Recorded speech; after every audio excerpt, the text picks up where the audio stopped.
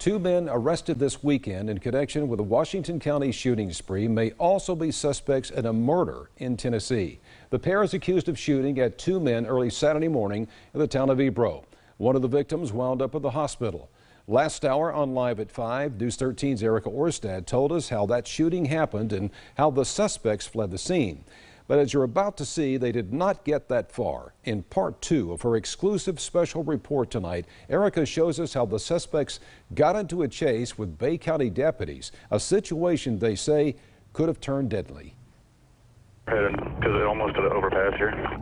Bay County Lieutenant Chad King calls for backup after spotting a vehicle with suspects from a shooting in Ebro. At some point, one of the occupants of the vehicle pointed a firearm at Lieutenant King. Dashcam footage shows the chase as the suspects take a wrong turn. They actually took the exit that put them into the port. They crashed through a barricade at the port. The suspects come to a dead end where the passenger of the vehicle gets to the ground. The driver and alleged shooter does not. Drop the gun!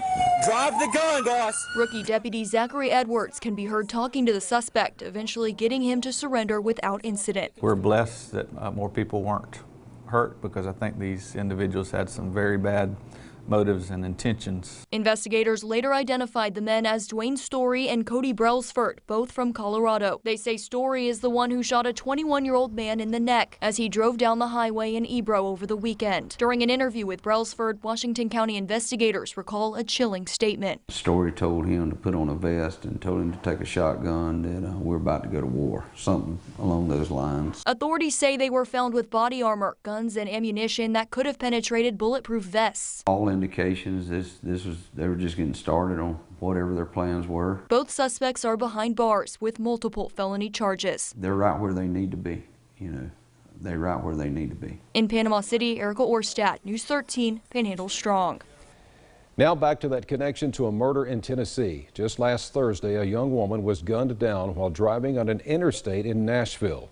At this time, police there are working with Bay County authorities to see if the two men now in custody could be responsible for her death too.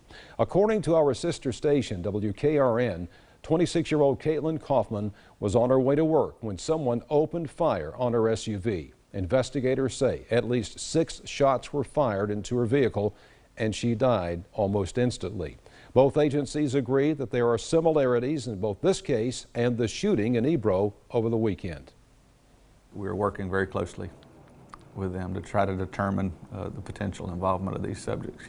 Obviously they had the capability to be involved in something like that.